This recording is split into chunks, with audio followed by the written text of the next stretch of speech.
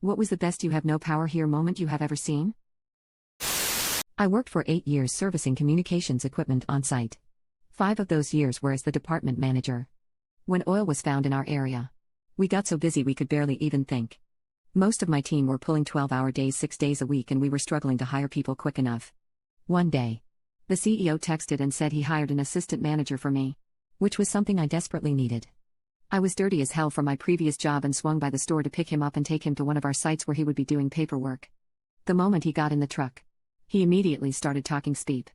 He started telling me about how everything we were doing is peeped up and the department manager my name was a total moron and he would have my job within a few months.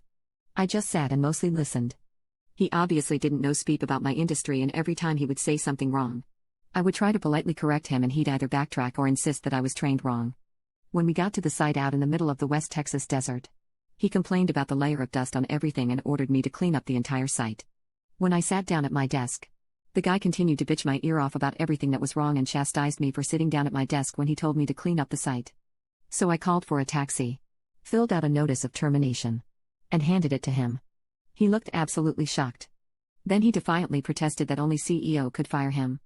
I said in my name. Right? He sheepishly nodded. So I stuck my hand out for a handshake and introduced myself. I can teach anyone how to service equipment, but I don't have a clue how to teach someone to not be an asshole. When I was in high school, I worked at Popular Warehouse Club selling computers on the weekends. I was hired by the store manager via referral of a friend. I loved computers and they thought I'd make a good salesman. So my job was to stay in the computer department and sell computers. Nothing else. Well, one of the shift managers didn't like that, and insisted that I needed to go fold clothes for a while. As in, half my damn shift. I told him that the store manager had instructed me never to leave the technology department. But he insisted. This went on for several weeks. The store manager showed up one weekend when both the power trip and shift manager and I were working. The store manager walks up with the shift manager close behind. Store manager slaps a stack of green bar paper, this was a while ago, down onto a shelf and points to some highlighted numbers. He looks at the shift manager and says, "Do you see this? This is our average technology sales numbers for the weeks you are on shift. See this number over here? This is our average technology sales numbers for weeks you are not. At this point, it would be more cost-effective for me to simply fire you. What do you think of that solution?" The guy stammers and stutters like a toddler caught bullying another kid on the playground.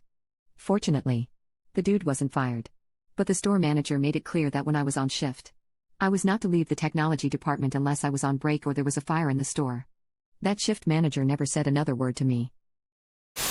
When an unhappy client threatens to go hire a better lawyer, they don't seem to get that this isn't a threat when they aren't paying me. When I was working customer service for a restaurant delivery service not unlike DoorDash, I had a customer send in a complaint about hair in their food. The hair was sitting on top of the food. I checked their account, and they had one order on their account, which is a red flag. I checked their phone number and find multiple accounts, each other 1 to 2 orders, all of them complaining about hair in the food. I deny a refund because the customer has actually used the same identical photo for the last order since they ordered the same thing. The customer tries to argue with me, threatened to never use the service again. Typical stuff that they always say. Eventually the customer gives up and ends the call, then immediately tries again. I get the support request. See who it is. Then deny the refund again. She ends the call, then tries again. The person behind me gets the call. I tap the person on the shoulder and show them what I pulled up on my screen and that person denies the refund. The next day she calls back and tries again and is outside of the refund window. So the customer demands to speak to a supervisor. The supervisor bans her from the service for multiple fraudulent refund requests. I worked at a movie theater and some customers were adamant that a staff member had stolen their wallet after they dropped it. Turns out that these people just couldn't see and found the wallet once they actually looked for it. They got irate with literally everyone, from the mall security to the managers to the staff. Mall security finally said, "Get the feep out," and the customers went, "You can't say that. This isn't your theater. We're customers." Mall security guy promptly said, "This is my mall, and I can do whatever the peep I want." New CEO came to our department on the first day of his work. He didn't have a pass card yet and a lower-level employee told him that he can't enter without pass card. CEO got upset and ordered a worker to let him in. But the worker insisted. "Show me the pass card, or you're not entering." Few days later this worker got a bonus. I was working as a consultant for a company. There was a bit of a competition between me and this guy. Company starts to have some financial issues, so I leave and start working for a client of theirs. Shortly after joining, they bring in this guy I was competing with at my old job. He was technically my equal, except now I was employed by the client and he was just a consultant. He was trying to one-up me during meetings, and my boss told him that decisions are made by the company, not the consultants. It felt good. My job right before my current one. Property manager. The owner was an absolute prick. He was heartless and rude and racist, and I loathed him. I hated every day going into that job, but I needed the money. I was applying daily to my dream company in hopes that eventually I'd be accepted.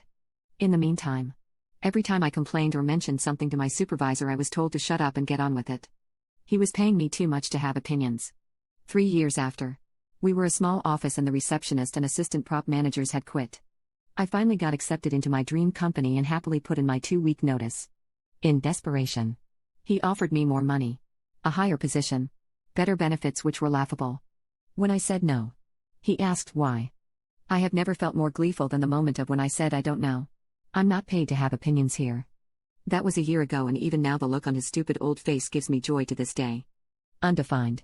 To those who mentioned, this was a very brief summarized version, and yes, he did remember saying it to me. He told me I was being too sensitive and should take more money.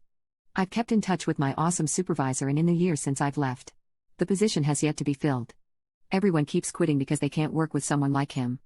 So, bahahaha. Edit 2.